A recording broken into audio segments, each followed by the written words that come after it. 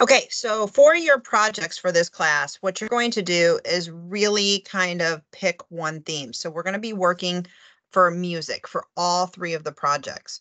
So I want you to kind of think about what music means to you. I don't want to give you one specific line to kind of go down. I don't want to say you have to choose a band, you have to choose a musician. I want you to kind of think of what music means to you. And then we're going to tie that kind of concept in through all three of the projects. So, yes, all three of the projects in the end will kind of relate to each other, but you don't have to do the exact same concept for all three. But I do want you to be able to put all three of them by each other and be able to see how they work together and kind of know that they are all based on music. Okay. So I'm going to show you a couple examples. In the past for this project, I've always been very specific. And I said that it had to be a band, it had to be a musician. Sometimes I even said it could be like a music festival, which you can also do. I want you to take, but with you guys being more of a fine arts based class, I want you to have some fun with this, be creative with this, and I want you to kind of figure out what the word music means to you and how you can use that in this assignment, okay? So for Photoshop, what you're going to be doing is you're going to be creating either a concert poster or an event poster. I'm calling it concert, but it could be more of an event if you're just doing like a jazz night or something like that, okay? So let me open up my PowerPoint right here, and I will put all these requirements into Canvas as well. But here are three examples of this assignment.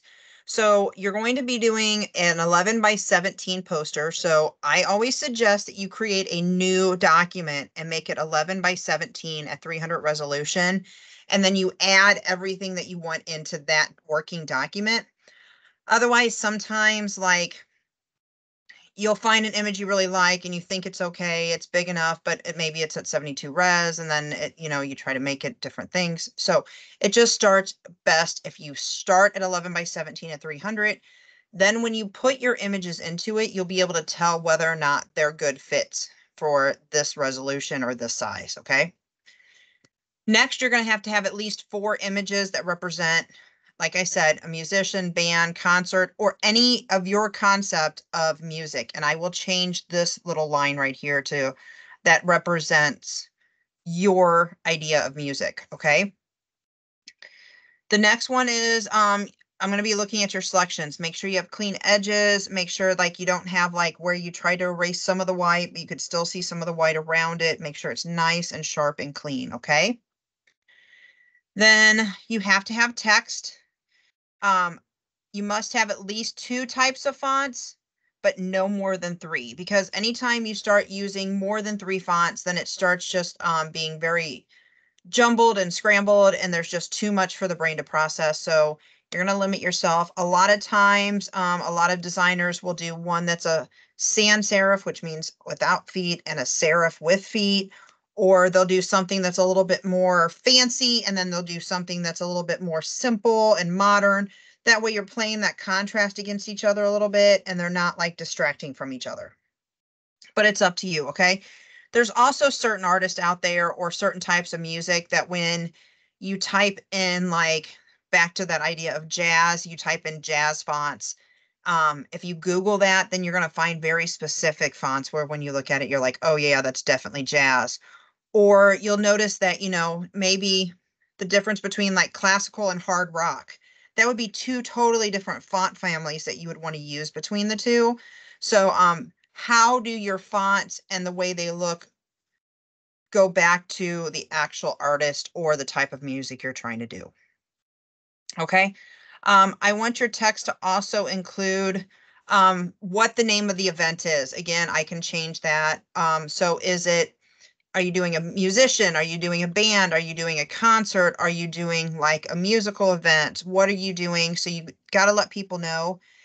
And you need to have your location on there. You need to have your date. You need to have your time that the event would be going on, the musical event. And then I want you to have at least one social media tag. If it could be a real tag, awesome. If you need to make up a social media tag, you can do that as well. Now, what I want you to keep in mind when you're doing this is that these are posters that would be hanging up. So you want people, whatever the most important text that they need to know, as they're walking by it from the other side of the hallway, or while they're looking at this from the other side of the room, they need to be able to see that. So this is why I picked like this one right here. The Bruno Mars is much bigger. It stands out. You know who it is. Same thing with this one. You can read the name of the artist. This one, I wish that the font was a little bit bigger, just so we know exactly who that is. But with the trumpets in the background, you kind of get that same feel. So it kind of can, wane a little bit. But what is the most important thing that people need to see? That's something that people forget, is that they'll go in and they'll just, like in 14-point font, and everybody knows what 12 font is because that's what you use in like your English classes, your writing classes. But they'll do something just slightly bigger, and it's just kind of like across the top. And it's, in a dark blue against a black background. And when you're standing across the room, you wouldn't even know it's there. So make sure you're paying attention to that. Color comes into that as well. Make sure you can see, just like this, he really wanted to use this like dark yellow against this background. Well, he put a little white line around it. It made it pop out enough that you can really read it easily. This one gets a little hard to read at times, just because of the color of the shirt compared to the letters itself. And then this one here, same thing. Some of the images get a little lost, but they're good layout examples, so that's why I gave it to you. Okay, next you must do an adjustment layer. The adjustment layer is the square at the bottom of the, sorry, I take that back. At the bottom of the layers panel, there's a little circle. It's half black, half white. That is where your adjustment layers are. You just need to include one of those into it. You can do a color adjustment. You can do a contrast adjustment, brightness, whatever you want to do on it. Then a mask. So a mask, instead of erasing, remember we use mask around it so it's non-destructive. So if you ever have to go back and change it, you can. The mask can't just be white and you had clipped out something and you deleted the background and then you just added a mask to it. That doesn't work. It needs to be a correctly used mask. So it should be like black and white. This does not count as the mask right here. This is a clipping mask. We learned that during the text lesson, but you can do a clipping mask. That's not a problem. You just can't count that as your mask. I want you to actually use a layer mask and hide something, okay? Creativity, make sure it looks and feels cohesive, makes sense for the type of music that you're using. So, again, back to that classical music versus hard rock, that's two totally different looks you're going for. Or, even against like rap or country, you got to make sure it all feels like it makes sense. You can use any of the tools that we've discussed up until this point in the semester. You can use however you want to do it. Play around in Photoshop, have a good time with it. You are going to submit 2 different files. So the first one is going to be the Photoshop file. That way it has all the layers in it. So I can see where you did the adjustment layer. I can see where your mask is. I can see how you laid out these layers. So you would go to File, Save As, and make sure it says PSD down there on the file type. Then you're going to go back and flatten it. Remember, that's over in your layers panel. You have those little lines in the layers panel, and you click on it and do flatten image. And then you'll do File, Save As. And you can leave the name the same. Just make sure it says JPEG in the file type that time. That is not going to affect that PSD. So you can save it a second time. And then you're going to turn both of those into me. If you don't turn them both into me, you do not get full credit. I want to be able to see the work. Also, sometimes when you guys pick certain fonts, if I don't have those fonts, or you get them from like dafont.com or 1001 Fonts, you get them from somewhere other than Adobe, then I would have to go search them out.